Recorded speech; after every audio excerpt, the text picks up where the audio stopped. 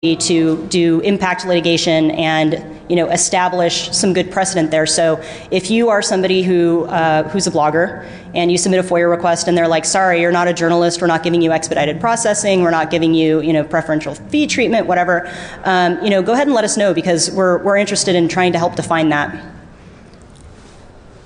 What red flags would potentially be raised by asking for your FBI file, if any? That also is a good question. I don't know the answer for sure, and it's something that I've speculated with some of my colleagues about before.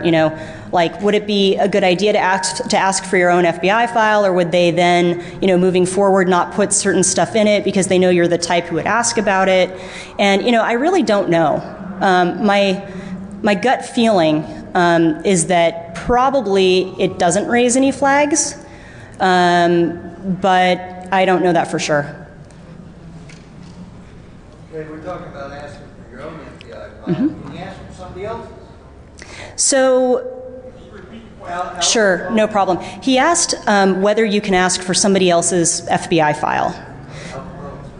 Al Capone's, for example. So, if it's somebody who's of historical interest, like Al Capone, and somebody who's dead, like Al Capone, I think you can ask for it and you will get it. If you're asking about, the FBI file of your neighbor because you think that he was like an informant in an investigation, they won't give that to you. They won't give it to you because, number one, there are privacy implications to that. And number two, if the person, has assisted the law enforcement, a law enforcement investigation in the past or continues to do it, it could compromise some investigation. Now, if it's somebody who and, is interested in getting the information himself or herself, you can do a thing where you can basically get their consent. You can have them sign a waiver or something and get the information that way. How about a public figure? Yeah, public figures, I think, most likely you can get that kind of stuff. It's a little blurry line because, what kind of public figure, right? I mean, like Michael Jackson, I'm sure you can get Michael Jackson's stuff. Like the mayor of your town, certainly a public figure, definitely a political person. But, there might, the FBI might decide there are some privacy implications there and, might not, be as forthcoming.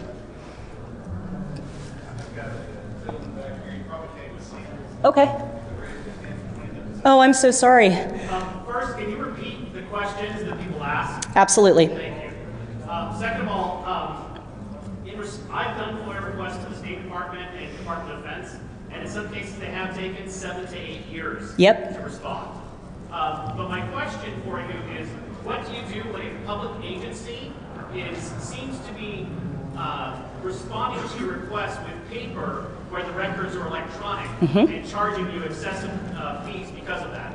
Yep. I'm really glad you asked that question. I actually kind of meant to address that in my presentation and I didn't. The question is, what do you do when an agency is giving you documents in paper form when it appears that it's electronic information and they're charging you an arm and a leg because they're giving you this paper and there are duplication fees and stuff?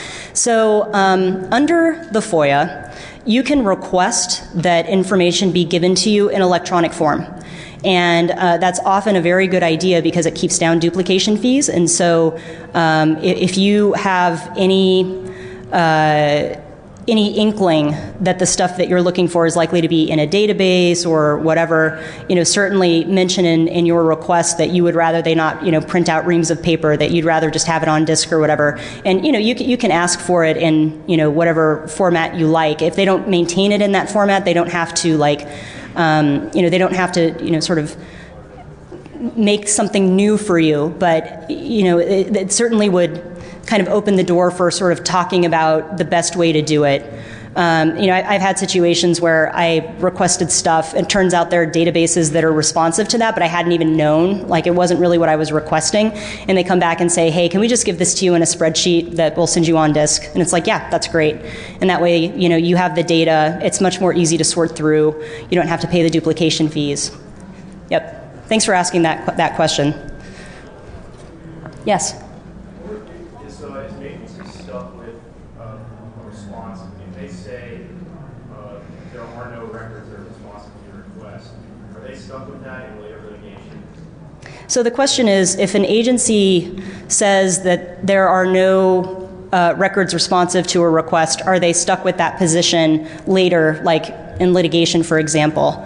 So, I mean, I assume you're asking about a situation where they say at first, sorry, there are no records, and then later they're like, oh, well, we went back and looked, and it turns out there are. Is that right? Right. Yeah. So I think in a situation like that, they probably wouldn't be stuck in that with that representation. And actually, that's better for you anyway, right? Because you're getting the stuff that you want. Well, it depends on the context, and it depends on whether the parties in the other action. Right. Yeah, I've had a lot of situations where they say, so we looked, here's the stuff that we found. Then later they come back and they say, actually, we looked and there's more stuff. And you know, that never seems to bother me because I want that stuff anyway. And so I think that if if you're looking for information, I don't think I would make much of an issue of the fact that they find more stuff. I was thinking more of a scenario where they respond to a journalist's request saying, no, we don't have any information about that. And in later litigation where the information would be helpful to them,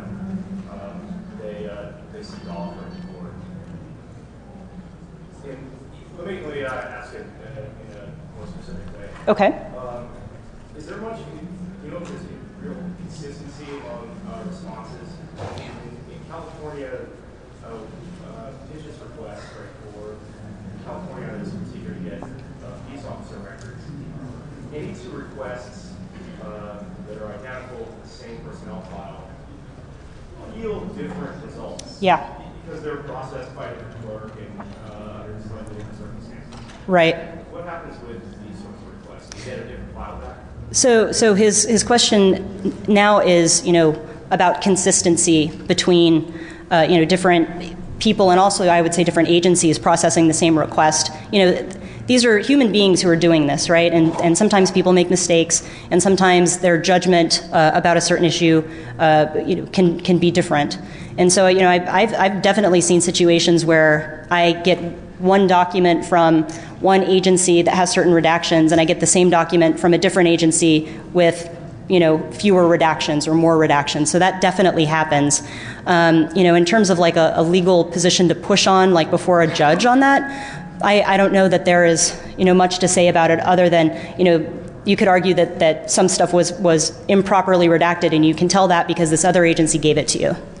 And I think that's kind of like just a, more a common sense kind of a thing, rather than, anything in the law that says that, they can't do that. Does that make sense? So there's nothing that says that they can't offer it in the future if they didn't provide it? No, there's nothing in the law that says they can't offer it in the future if they don't provide it now. And in fact, a lot of exemptions can be invoked just discretionarily. Is that a word, discretionarily? So, for example, there's this one exemption that says that the government doesn't have to give you deliberative, pre-decisional stuff. So this is like they're mulling over a decision. Should we do this? Should we do this? Well, I don't know. I think we should do this. They don't have to give you records about that, that process, because, if they did, basically, it would sort of stifle their decision-making process, and they would feel nervous about exploring possibilities because they would know that could all be subject to public scrutiny, right? But if they want to give that to you, they can. And one agency might decide to give it to you, and another agency might say, no, that's something that's, for us too sensitive. We're not going to give it away. Anybody else? Yes. Part of my background is a historian, and what you were just describing is of intense interest to historians. If they refuse to give it to you, can you appeal? Absolutely. And in fact, you have to appeal before you can file suit. So yes, you can appeal, and I would encourage you to do so. His question was, if they don't give you something you asked for, can you appeal? Yes.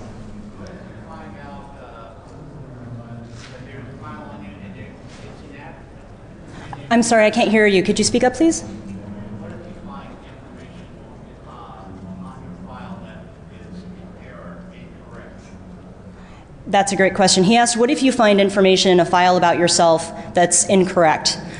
So under the Privacy Act, 5 minutes? Okay. Under the Privacy Act, you generally have the right to request that information be corrected.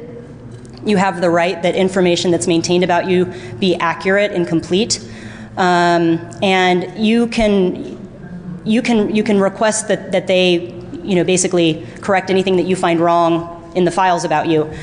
But there's a caveat here, which is that law also lets the government exempt certain systems of records from requirements like that. So, for example, if you were on the terrorist watch list, you would never see that file, by the way, but if you were on the terrorist watch list and there was information about you that was incorrect, if you somehow figured that out, you wouldn't have any right to ask that it be corrected or amended in any way, because that system of records has been exempted from those requirements. So this is an increasingly big problem, because in the post 9/11 era, a lot of these sensitive databases that are used to make decisions about people are exempted from that kind of requirement. Yes. Would you recommend having these requests submitted to a personal attorney? The question, correct me if I'm wrong, but I think the question is, would I recommend having a FOIA request submitted through an attorney?